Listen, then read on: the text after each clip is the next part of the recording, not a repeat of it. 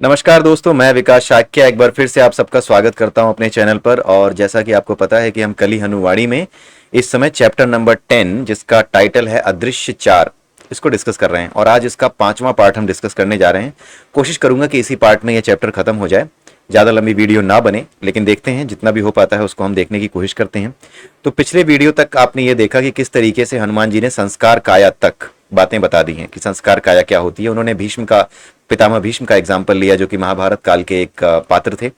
और उसके अलावा उन्होंने बुद्धि काया, विवेक काया, संस्कार काया और एक जो आपकी भौतिक काया है, इन चारों कायाओं के बारे में अभी तक आप जो है चीज़ों को उन्होंने बताया है। अब जो आखिरी काया है, जो सबसे ज़्यादा जरूरी है आपके लिए समझना, और बड़े ध्यान से सुनिएगा इसको, क्योंकि इसमें समझाने लायक बहुत ज़्यादा मेरे पास नहीं है, क्योंकि इस किताब में इतना लिख दिया है कि वो अपने आप समझ में आएगा। तो थोड़ा धीरे धीरे मैं बोलूंगा, आप एक एक लाइन सुनिएगा, वो अपने आप आपको क्लियर कर देगी कि चित्त काया क्या कह रही है। जहां पर मुझे लगेगा कि यहां पर कुछ समझाने या बोलने लायक है, I will obviously tell you, ठीक है, वहां पे मैं आपको बताऊंगा। ठीक है, तो अब यहां पर चित्त काया की बात शुरू हो गई। तो हनुमान जी ने कहा कि जो चित्त काया होती है वो आपकी संस्कार काया की इच्छाओं के विपरीत इच्छा करती है। उसकी पूर्णता की अवधारणा संस्कार काया की इच्छाओं के पूर्णता की अवधारणा के विपरीत है। यानी संस्कार काया यह समझती है कि जो कुछ भी सुसंगठित है, व्यवस्थित है, वही पूर्ण हो सकता है, उसी के जरिए पूर्णता प्राप्त की जा सकती है। लेकिन चित्त काया क्या कहती है कि नहीं, बिना अराजकता के, बिना छीने, बिना संघर्ष किए, बिना किसी तरह का उपद्रव मचाए कुछ भी प्राप्त नहीं किया जा सकता। तो चित्त काया संस्कार काया के बिल्कुल विपरीत इच्छाएं करती है। बाकी कायाओं को आप देख सकते हैं, बाकी कायाओं को आप अनुभव कर सकते हैं। कैसे अनुभव करेंगे? जैसे ही कोई विचार आए, आप उस विचार के परिप्रेक्ष्य में सोचिए कि यह विचार किस काया के अंतर्गत आया है। विवेक काया के अंतर्गत आया है, बुद्धि काया के अंतर्गत आया है, किस काया के अंतर्गत आया है। जैसे ही आप ये सोचना शुरू करते हैं और एनालाइज करना सीख लेते हैं, वैसे ही आपका मन शांत होने लगता है। क्यों? क्योंकि आप अपने आप को अपने मन से अलग देखना शुरू करने लगते हैं। आपको यह महसूस होने लगता है कि आप आपका मन नहीं है, आपके मन के अलावा कोई और आप हैं। और यही अनुभव होना जीवन की सबसे बड़ी पूंजी है कि आप आपका मन नहीं है, आप आपका शरीर नहीं है, आप आपकी इंद्रियां नहीं है, आप ये आंखें नहीं है, आप ये मुंह नहीं है, आप ये मस्तिष्क नहीं है, आप ये मन नहीं है, आप कुछ और हैं। आप ऊर्जा का एक पुंज हैं, आप ऊर्जा का एक ऐसा कण है जो कि परम ऊर्जा स्रोत, जिसको परमात्मा कहते हैं, उससे आया हुआ है इस धरती पर, जिसने अपने कर्मों की वजह से, जिसने अपने पिछले जन्म के जो अटैचमेंट के जो बीज बोए हैं अपने मनोमय कोश में, उन मनोमय कोश की वासनाओं की वजह से आपने जिस तरह की ऊर्जा अपने भीतर संग्रहित की थी अपने जीव में, उस जीव को उसी तरह का परिवर्तित रूप का शरीर मिला है। जो ऊर्जा जिस तरीके के शरीर में प्रकट हो सकती है, वो ऊर्जा उसी तरह का शरीर प्राप्त कर लेती है। रेडियो की तरंगे, रेड एफएम की तरंगे, रेडियो मिर्ची की तरंगे एक रेडियो में ही व्यक्त हो सकती हैं, तो वहीं व्यक्त होंगी, वो कहीं और व्यक्त नहीं होंगी। वो तैर तो रही है पूरे ब्रह्मांड में, लेकिन जो आवश्यक शरीर है, जो आवश्यक पदार्थ है, उसी के अंदर वो व्यक्त हो सकती हैं। ठीक है, तो उसी प्रकार से आपको ये शरीर मिला है। ठीक है, तो ये जो चित्त काया की बात अब यहाँ पे हो रही है, उसके परिप्रेक्ष्य में अब हम बात करते हैं। ये संस्कार काया के विपरीत जाती है। संस्कार कहते हैं कि नियम से रहो, चित्त काया कहती है कि ना, नियम का चक्कर ही नहीं है।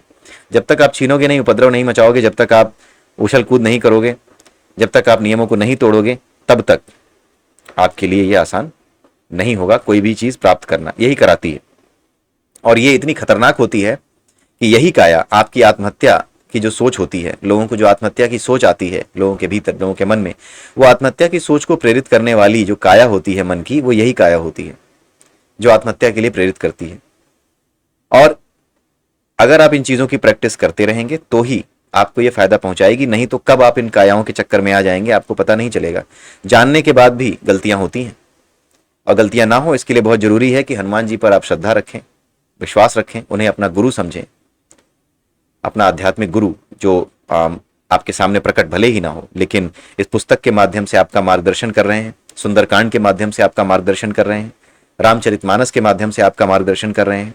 इन चीजों का विचार आप अपने मन में जब रखेंगे, एक श्रद्धा रखेंगे, तभी आपको ये चीजें महसूस होंगी कि हाँ, ये चित्त काया बहुत छुप के रहती है और ये बहुत ही विशेष परिस्थितियों में ही सामने आती है, उससे पहले ये सामने नहीं आती।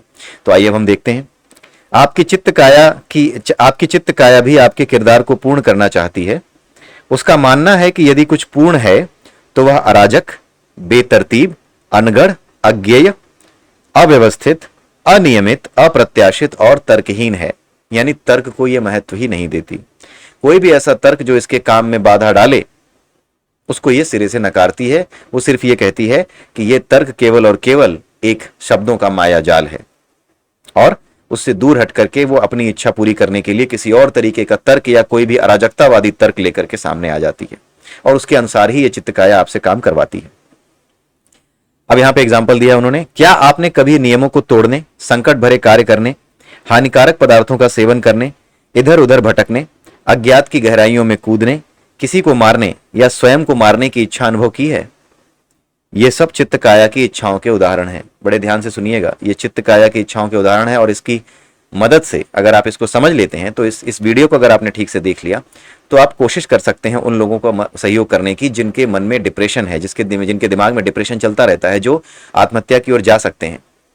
उनको आप सही रास्ते पर ला सकते हैं, उनकी मदद कर सकते हैं, और ये वाकई में बहुत ज्यादा हेल्प करेगा आपकी। और आप इस चैप्टर को पढ़ने के बाद, सुनने के बाद ये समझ जाएंगे इस चित्त काया के बारे में कि आपको कुछ विशेष विधि जानने की जरूरत नहीं है। आपको जैसे ही अनुभव होगा कि ये कैसे काम करती है, आप अपने आप अपनी विधियां तलाश लेंगे कि किस तरीके से आपको दूसरों की मदद करनी है। तो आइए देखते हैं। सभा में कई मुंह खुले के खुले रह गए। उर्वा ने टिप्पणी की, मैंने अपने मन में उस अंधकार की हल्की सी उपस्थिति अनुभव की है। देव, मुझे नहीं पता कि वह अंधकार मन के 4 भागों में से एक है। मुझे नहीं पता था कि वह अंधकार हर किसी के मन में होता है। यानी चित्त काया को उर्वा नहीं जान रहा था। इनफैक्ट हम में से कोई नहीं जान पाता। बाकी कायाओं को आप आसानी से समझ सकते हैं, लेकिन चित्त काया कब सामने आई है, इसको सामने लाना बड़ा मुश्किल होता है। इसीलिए इस चीज को समझना बहुत जरूरी है कि चित्त काया सामने लाई कैसे जाए। संस्कार काया को सामने लाना बहुत आसान है। आप जब भी कोई निर्णय लें जीवन में, आप समझ जाइए कि आपकी संस्कार काया करवा रही है कि बुद्धि काया करवा रही है, अगर आपने डिस्क्रिप्शन समझा है। उनका अभ्यास भी आसान है, लेकिन चित्त काया को सामने लाने का अभ्यास बड़ा मुश्किल है, लेकिन उसके बारे में जानना बहुत आवश्यक है। उर्मी ने पूछा, देव, क्या चित्त काया सदा बुरी इच्छाएं करती हैं? चित्त काया लीक से हटकर इच्छाएं करती हैं, हनुमान जी ने कहा। मतलब वो ट्रेडिशनल इच्छाएं नहीं करती हैं, वो अनऑर्थोडॉक्स होती है। कहने का मतलब ये है कि जो चित्त काया है वो अनऑर्थोडॉक्स होती है। चिरंजीवी गुरु ने कहा, ये इच्छाएं बहुत अच्छी अथवा बहुत बुरी हो सकती हैं। क्या आपने कभी नायक की तरह कारनामे करने की इच्छा की है? क्या आप असंभव और अवास्तविक दृश्यों की कल्पना करते हैं जिनमें आप नायक बनकर जनता की रक्षा करते हैं? आपने कभी योग शक्ति से बहुत सारी संपत्ति प्राप्त करके उसका गुप्त दान करने के बारे में कभी सोचा है? आपने अपने प्रियजनों को अकल्पनीय शारीरिक और मनोवैज्ञानिक सुख देने की इच्छा की होगी। आपने मानदंडों और परंपराओं के विरुद्ध विद्रोह करने की इच्छा की होगी। उर्मी ने कहा, देव, ये सब चरम इच्छाएं हैं। ऐसी इच्छाएं कभी कभी जन्म लेती हैं। क्या इसका अर्थ यह है कि साधारण जीवन में चित्त काया की कोई भूमिका नहीं है? चित्त काया आपके साधारण जीवन में महत्वपूर्ण भूमिका निभाती है, हनुमान जी ने कहा। हाँ, ऐसा बहुत कम होता है कि चित्त काया अपनी चरम इच्छाओं को आगे लाए। वह बस अन्य कायाओं द्वारा की गई इच्छाओं का पीछे से समर्थन करती हैं। अब यहां पर समझने वाली चीज आ रही है, बहुत ही गूढ़ कॉन्सेप्ट है चित्त काया को लेकर के। चित्त काया केवल दूसरी कायाओं द्वारा, यानी बुद्धि काया, विवेक काया, आपकी जो संस्कार काया है और आपकी जो शारीरिक जो भौतिक काया है, इन कायाओं की इच्छाओं का पीछे से समर्थन करती है। ठीक है। यदि चित्त काया न होती तो आप उनमें से कई काम न करते जो आप साधारण जीवन में करते हैं। चित्त काया अन्य कायाओं द्वारा की गई इच्छाओं को एक हल्का सा धक्का भर देती है जो निर्णायक साबित होता है। ठीक है। यहां पे हनुमान जी क्या कहना चाह रहे हैं? यहां पे हनुमान जी ये कह रहे हैं, कहना चाह रहे हैं तो बड़ा गलत वर्ड है, क्योंकि हनुमान जी है वो, और क्या कहना चाह रहे हैं ये समझाने की क्षमता मुझ में नहीं है। जो समझ में मुझे आया है वो मैं आपको बता रहा हूं। हनुमान जी मुझे क्षमा करें। तो इसमें हनुमान जी जो कह रहे हैं वो ये कह रहे हैं कि हमारी जो 4 कायाएं हैं जिनके बारे में अभी तक हमने पढ़ा, भौतिक काया, बुद्धि काया, विवेक काया और संस्कार काया, हमने ये चीज और पढ़ी कि इन 4 कायाओं में से कोई एक काया ऐसी होती है जिसकी इच्छा सबसे प्रबल होती है। यानी 4 कायाओं में से हो सकता है कभी बुद्धि प्रबल हो सकता है कभी विवेक प्रबल हो। तो जो भी प्रबल होता है उस प्रबल काया की इच्छा को, उस काया की प्रबल इच्छा को चित्त काया पीछे से सपोर्ट देती है। ये उसको सपोर्ट देती है कि हाँ कर डाल, ये काम कर डाल। अराजक है ना, तो ये पीछे से सपोर्ट देती है। एक काम चित्त काया का ये है, और इसी का एग्जाम्पल हनुमान जी अब देने जा रहे हैं। तो वो क्या कह रहे हैं, मैं आपको एक उदाहरण देता हूं। मान लीजिए कि आप किसी के घर पर हैं और वे आपको भोजन का प्रस्ताव करते हैं। खाने के रूप और रंग को देखकर, गंध को देखकर आपकी भौतिक काया इच्छा करती है कि आप प्रस्ताव को ठुकरा दें। फिर आपकी संस्कार काया आगे आती है। आपकी एक छवि बनी हुई है कि आप किसी की भावनाओं को चोट नहीं पहुंचा सकते और किसी को ना नहीं बोल सकते। आपकी संस्कार काया इस छवि से चिपके रहने की इच्छा करती है, क्योंकि संस्कार काया छवि से, आपकी जो इमेज है उसी से चिपके रहने की इच्छा करती है, पिछले वीडियो में हमने देखा। अर्थात वह खाने के प्रस्ताव को स्वीकार करने की इच्छा रखती है। आपकी भौतिक काया संस्कार काया का विरोध करती है। दोनों की शक्ति समान है। दोनों में से कौन सी काया जीतेगी? वह काया जीतेगी जिसको चित्त काया का समर्थन प्राप्त है। ठीक है, अब आपको समझ में आ रहा होगा। मान लीजिए कि आपकी चित्त काया आपकी अपनी शक्ति संस्कार काया के पीछे लगाती है, तब आपकी भौतिक काया अवांछनीय भोजन करने के लिए बाध्य हो जाएगी। चित्त ने संस्कार का समर्थन केवल इसलिए किया ताकि भौतिक काया में अव्यवस्था पैदा हो सके। चित्त काया अराजकता और अव्यवस्था करने के लिए तरसती है। वह भौतिक काया को भी समर्थन कर सकती थी, जिससे कि संस्कार काया की छवि को क्षति पहुंचती और संस्कार काया में अव्यवस्था पैदा होती। यानी कि चित्त काया केवल अव्यवस्था पैदा करने के लिए ही काम करती है और पीछे से जो पुश करती है उसी की वजह से ही आप कुछ काम कर पाते हो। चित्त काया ही आपसे कहती है कर डाल काम, और जिस काया के द्वारा उत्पन्न हुई इच्छा आपकी प्रबल होती है उसी इच्छा को चित्त काया समर्थन करती है। ये उसका एक काम है। चित्त काया के दो काम है, एक तो खुद को सामने लाना, जिसके बारे में आगे हम समझेंगे, और एक ये कि जो दूसरी कायाओं ने इच्छा की है उसको पुश करना, उसे धक्का देना। दो चीजें करती है ये। तो अभी हम वो पढ़ रहे हैं जहां पे ये दूसरी कायाओं द्वारा उत्पन्न इच्छा को पुश करती है। ठीक है, चित्त काया अराजकता और अव्यवस्था करने के लिए तरसती है। यह भौतिक काया को भी समर्थन कर सकती थी, जिससे कि संस्कार काया की छवि को क्षति पहुंचती और संस्कार काया में अव्यवस्था पैदा हो जाती। उर्मी बोली, यह तो पूर्ण रूप से दुष्टता है देव, यानी ये तो बहुत ही बड़ी दुष्टता है। नहीं, ऐसा नहीं है। उर्वा बोला, अराजकता और अव्यवस्था के बिना हम कोई वास्तविक प्रगति नहीं कर सकते, केवल प्रगति का भ्रम जी सकते हैं। यह भी इंपॉर्टेंट बात है। हनुमान जी मुस्कुराए और उर्मी से बोले, यह आपकी संस्कार काया है जो आपकी चित्त काया को दुष्ट ठहरा रही है। अब आप देखिए कि किस तरीके से हनुमान जी हेल्प भी कर रहे हैं कि कैसे आप अपने आप को देखेंगे कि कौन सी काया अभी प्रबल है, कौन सी काया अभी किस तरह की इच्छा के अंतर्गत आपसे कौन सा काम करा रही है। तो हनुमान जी ने बोला, मुस्कुरा करके उन्होंने कहा कि यह आपकी संस्कार काया है जो ये कहती है कि सब कुछ अव्यवस्थित नहीं होना चाहिए, बिल्कुल व्यवस्थित होना चाहिए, एक नियमों के अंतर्गत चलना चाहिए, नियम तोड़ने की बात नहीं होनी चाहिए। ये संस्कार काया करती है। इसीलिए आप, हनुमान जी उर्मी कह रहे हैं, इसीलिए आप जो है उसे दुष्ट ठहरा रही हो। पूरी सभा को संबोधित करते हुए हनुमान जी आगे बोले, चित्त काया जो भी इच्छा करती है शुद्ध मंतव्य के साथ करती है। आपकी अन्य चार कायाओं की तरह चित्त काया भी आपके किरदार को पूर्ण करने का प्रयास करती है।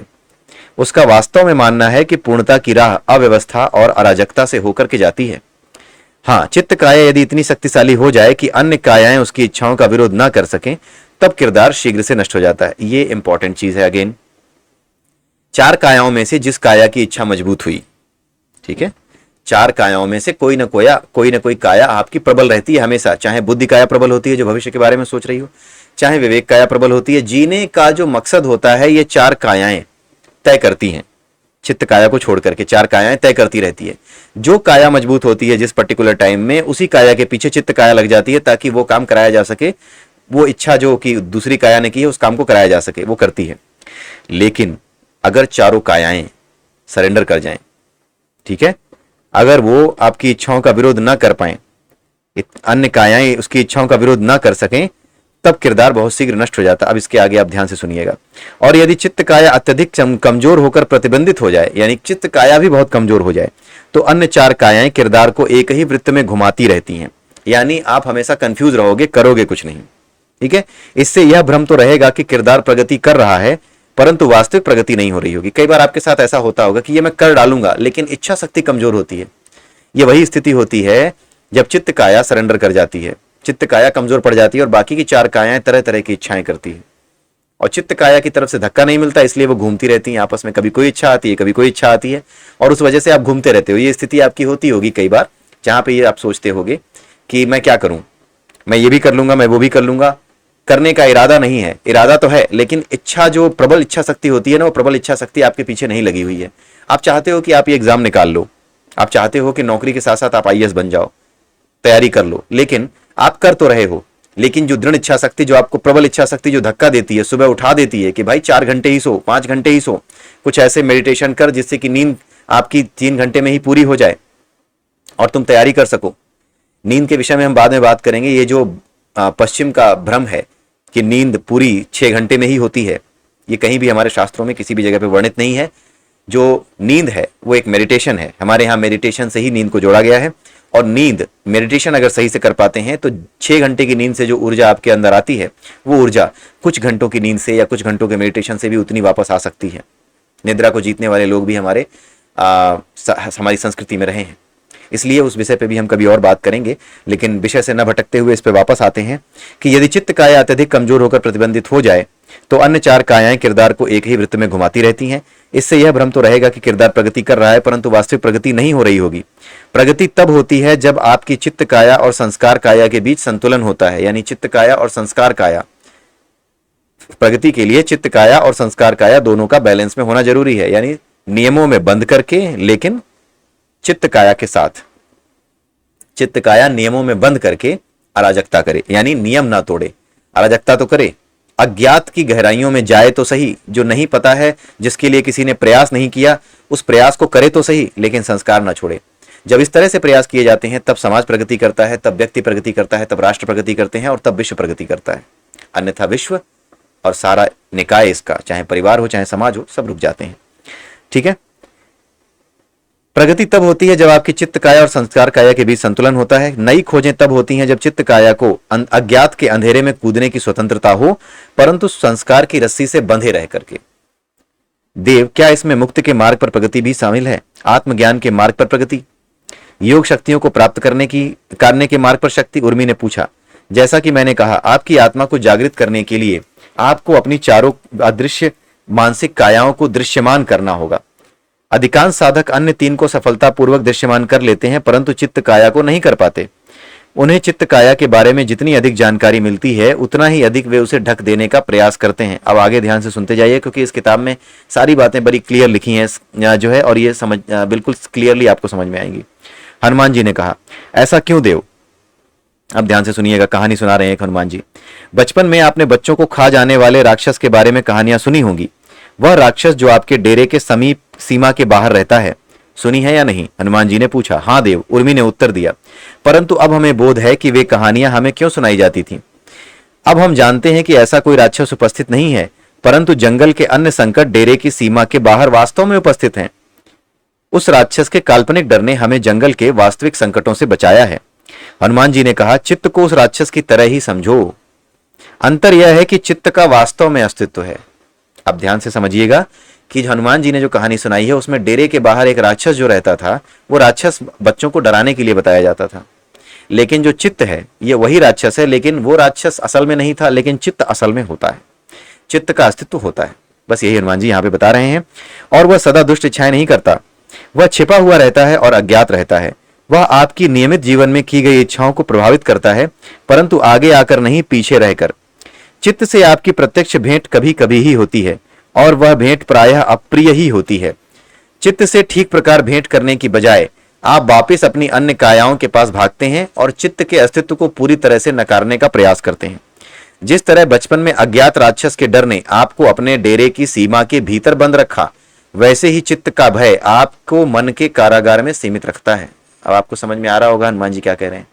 जिस तरीके से उस राक्षस के डर ने आपको अपने डेरे के भीतर, आपका जो डेरा था, आपका जो गांव था, उसके भीतर बंद रखा उस राक्षस के डर ने, ठीक उसी तरीके से ये भी डराता है, चित्त भी डराता है, चित्त भी डराता है और आपको अपने मन के भीतर ही दबे रहने को कहता है।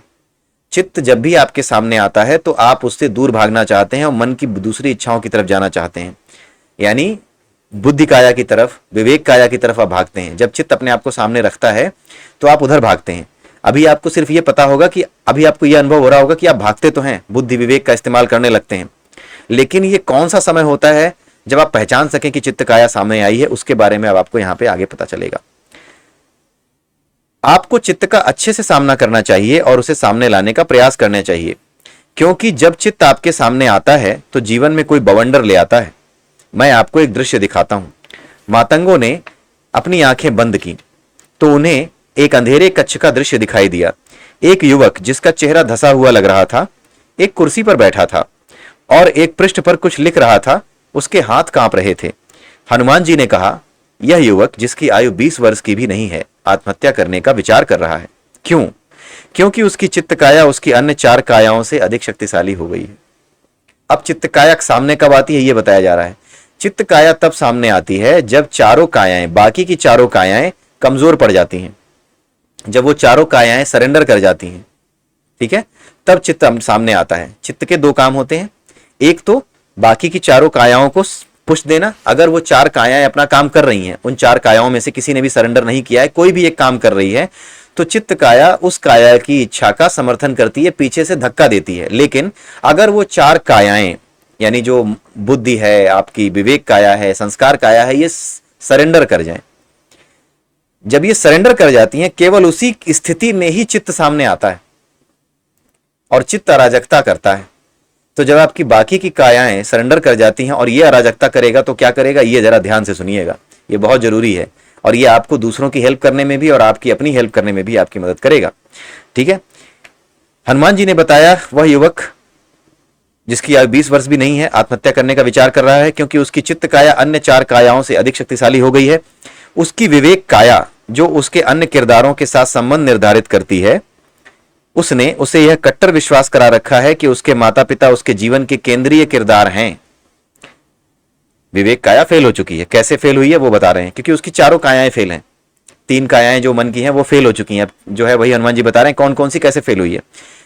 विवेक काया इसलिए फेल हुई है क्योंकि वो अपने माता पिता को अपने जीवन का सबसे केंद्रीय किरदार समझता है और अपने माता पिता को अब वो मुंह दिखाने लायक नहीं रहा है, ऐसा वो सोच रहा है। क्यों सोच रहा है?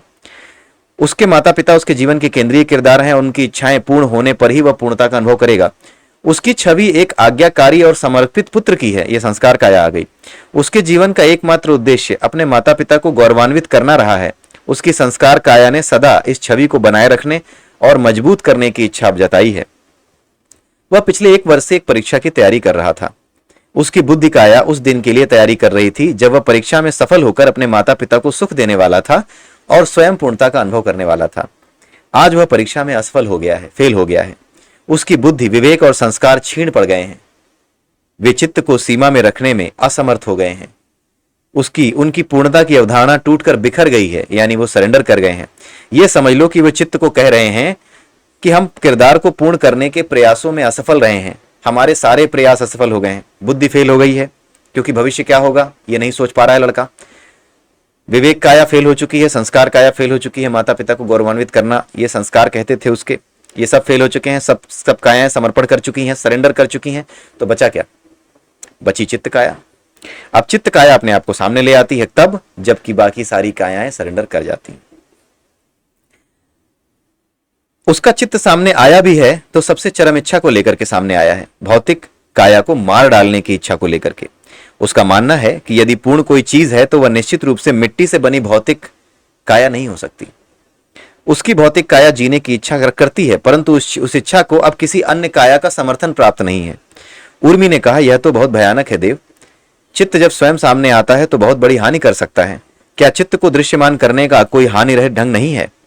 हनुमान जी ने कहा, दिवा स्वप्न देखना। अब हनुमान जी ये बता रहे हैं कि चित्त काया को सामने लाना बड़ा मुश्किल है, लेकिन एक तरीका है चित्त काया को सामने लाने का। हनुमान जी कहते हैं दिवा स्वप्न देखना, यानी दिन में सपने देखना आपके चित्त को सामने लाने का सबसे सरल ढंग है। कल्पना कीजिए कि आपके पास अलौकिक शक्तियां हैं। सपोज कि आपके पास अलौकिक शक्तियां हैं। मान लीजिए कि आप ये समझ जाइए, कभी कभी कल्पना कीजिए कि आप प्रधानमंत्री बन गए हैं भारत के और कुछ ऐसे काम करना चाहते हैं जो अभी हो नहीं रहे इस देश में। आप मान जाइए कि आपको प्रधानमंत्री बना दिया गया है, आपके पास शक्तियां आ गई हैं एक प्रधानमंत्री की। अब आप क्या करेंगे? कल्पना कीजिए कि आपके पास अलौकिक शक्तियां हैं। सबसे पहले यह सोच लीजिए कि आप कौन सी अलौकिक शक्ति प्राप्त करना चाहेंगे, अदृश्य होने की शक्ति या प्रधानमंत्री बन जाने की शक्ति। ये इसमें नहीं लिखा है, प्रधानमंत्री वाली बात मैं अपने तरीके से बता रहा हूं ताकि चीजें थोड़ी आसान हो जाए। अन्य व्यक्तियों के मन में विचार रोपित करने की शक्ति, कि दूसरों के मन को हम बदल सकें, उनको हिप्नोटाइज कर सकें, ऐसी शक्ति। अनंत मात्रा में स्वर्ग का स्वामी होने की शक्ति, मतलब जो कुछ भी आप सोच सकते हैं बिल्कुल अनगढ़ कि भैया मैं जो है दुनिया में सबसे बड़ा शक्तिशाली आदमी हो जाऊंगा, मैं भारत का प्रधानमंत्री हो जाऊंगा और भारत बहुत ही महत्वपूर्ण देश हो जाएगा मेरी सत्ता में। पूरी दुनिया में मैं सबसे शक्तिशाली नेता हो जाऊंगा और उसके बाद पूरी दुनिया के नेता मेरी बात सुन रहे होंगे तो मैं क्या काम कराऊंगा। इस तरह के विचार, कुछ इस तरह की बातें। एक अलौकिक शक्ति चुने और दिवा स्वप्न देखें, यानी सब दिन में सपना देखें कि आप उस शक्ति के साथ क्या करना चाहेंगे। स्वप्न देखने में कोई कमी ना रहने दें, यानी कुछ भी छोड़े ना, जो कुछ भी आप सोच सकते हैं कि शक्तियां मिलने के बाद आप क्या करेंगे, वो सब सोच डालें। दिन में सपने देखने लगे, आधे घंटे 1 घंटे बैठ करके मजे लें इस सपने के, कोई कमी ना रहने दें, अच्छे बुरे जो भी विचार आते हैं आने दें। अब क्या करें, एक बार ये प्रैक्टिस करें, अब इसके विपरीत काम करें। मतलब एक बार तो ये प्रैक्टिस कर ली, अब इसके विपरीत आ जाइए। कल्पना कीजिए कि जीवन ने आपसे आपका सब कुछ छीन लिया है। प्रधानमंत्री छोड़िए, आपका घर तक बिक गया है, आपकी जमीन तक बिक गई है, ऐसा सुनिए, सोचिए। आपको जो है उल्टे केस में, गलत केस में फंसा दिया गया है, बेकसूर हो, आप बेकसूर होने के बावजूद भी पुलिस की लाठियां खा रहे हो, कोई आपकी बात को विश्वास नहीं कर रहा है, आपको फांसी की सजा दी जाने वाली है, आप कुछ नहीं कर पा रहे, आप लाचार हो चुके हो, आपकी सारी शक्तियां छीनी जा चुकी हैं, आप दया पे आ चुके हो इस संसार के। इस स्थिति को विचार कीजिए, यही हनुमान जी कह रहे हैं। यहां पे लिखा नहीं है ऐसा कि आप जो है पकड़े गए हैं, फांसी होने वाली है, लेकिन एक एग्जाम्पल मैं आपको देने की कोशिश कर रहा हूं। हनुमान जी कह रहे हैं, कल्पना कीजिए कि जीवन ने आपसे आपका सब कुछ छीन लिया है। आपके पास कोई भोजन नहीं है, कोई आश्रय नहीं है, कोई वस्त्र नहीं है, आपका अतीत और भविष्य धूमिल है, आपका कोई परिवार नहीं है, कोई मित्र नहीं है, कोई संबंधी नहीं है, आपकी ऐसी कोई छवि नहीं है जिसकी आप रक्षा करना चाहो, आपके पास खोने के लिए कोई सम्मान नहीं है। आप स्वयं को इस स्थिति से ऊपर कैसे उठाओगे? यह एक ऐसी स्थिति है जो एक अतिवादी मनोवृत्ति की मांग करती है। आपका चित्त इस स्थिति का आगे आकर के प्रतिनिधित्व करेगा, नेतृत्व करेगा। जब आप इन दो प्रकार के अलग अलग दिवा स्वप्नों को देखोगे, यानी पहले वो स्वप्न देखिए जिसमें आप बहुत सामर्थ्यवान हो, और दूसरी बार आप वो स्वप्न देखिए जिसमें आप बिल्कुल लाचार हो चुके हो, खत्म हो चुके हो। इन दोनों को बारी बारी से जब आप इन दोनों दिवा स्वप्नों को देखोगे तो आपको अपने चित्त का परिचय होगा, आभास हो जाएगा। उसके पश्चात आप अपनी नियमित इच्छाओं पर पड़ने वाले चित्त के प्रभाव को पहचानना शुरू कर देंगे। चित्त के प्रकाश में आने पर आप उसे नकारने अथवा उससे भागने का प्रयास करेंगे। आप शर्म, भय, उत्तेजना और क्रोध जैसी शक्तिशाली भावनाओं की शरण लेने का प्रयास करेंगे। यदि आप इन भावनाओं को समझेंगे तो पाएंगे कि इनके पीछे आपकी अन्य 4 कायाओं का हाथ है। आप पाएंगे कि आपका संस्कार शर्मिंदा है, आप नहीं। आपकी बुद्धि भयभीत है, आप नहीं। आपका विवेक क्रोधित है कि सब कुछ वैसा क्यों नहीं चल रहा जैसा मैं चाहता हूं, आप नहीं। आपकी भौतिक काया उत्तेजित है, आप नहीं। आप अपनी 5 कायाओं से बने कारागार से निकलने में सफल हो जाएंगे। ये बहुत इंपॉर्टेंट चैप्टर था और यहीं पे ये समाप्त हो गया है। तो चित्त काया को लेकर के, इन 4 कायाओं को लेकर के ये जो पूरा का पूरा जो आपकी कली हनुवाणी में जो चैप्टर नंबर 10 की जो प्लेलिस्ट कह रहा हूँ, जो 4 पार्ट हैं, 5 पार्ट हो गए अब तो। इन 5 पार्ट्स को बार बार देखिए क्योंकि ये बहुत इंपॉर्टेंट चैप्टर है। आध्यात्मिकता के जिस स्तर पर ये आपको ले जाएगा मैं आपको बता नहीं सकता, ठीक है। आपको उस स्तर पर ले जाएगा कि आपके गुरु आपको खोजते हुए, आपका ईश्वर, आपका परमात्मा आपको खोजते हुए आपके पास आ जाएगा। आप इसको करके तो देखिए, विश्वास करिए। आप भले ही नास्तिक क्यों ना हो, अगर आपने ये वीडियो देखा है, सुना है, मैं आपको गारंटी दे रहा हूं एक दिन आप आस्तिक बनेंगे, केवल इस वीडियो को देखने पर के मैं ये कह रहा हूं। ये विचार स्मृतियों के रूप में भले ही आज आप स्वीकार न करें, लेकिन स्मृतियों के रूप में ये विचार आपके मन में रह जाएंगे और एक दिन आप उस परमात्मा को स्वीकार कर लेंगे, उसकी शक्तियों का अनुभव कर सकेंगे, उसके प्रेम का अनुभव कर सकेंगे। प्रेम ही उसकी शक्ति है। उसकी शक्ति दूसरों को दबाना नहीं है, उसकी शक्ति गले लगाना है। करुणा उसकी शक्ति है, उसकी शक्ति लोगों को मारना नहीं है, उसकी शक्ति लोगों को उबारना है। तो इसी के साथ ये चैप्टर समाप्त हुआ। मैं उम्मीद करता हूं कि आपको ये चैप्टर समझ में आया होगा। नहीं समझ में आया हो तो बार बार पढ़िए, और मैं बिल्कुल बहुत बहुत स्वागत करूंगा आपके सभी प्रश्नों का। अगर आपके पास प्रश्न है तो आप जरूर लेकर के आइए, कमेंट सेक्शन में डालिए प्रश्नों को। और इसी के साथ आप मुझे आज्ञा दीजिए, और आप सबसे मैं अगले वीडियो में फिर मिलता हूं। अगला चैप्टर है जागृति विन्यास, अगले हफ्ते हम उसको शुरू करेंगे। तब तक के लिए जय सिया राम, जय श्री कृष्णा, जय श्री राधे।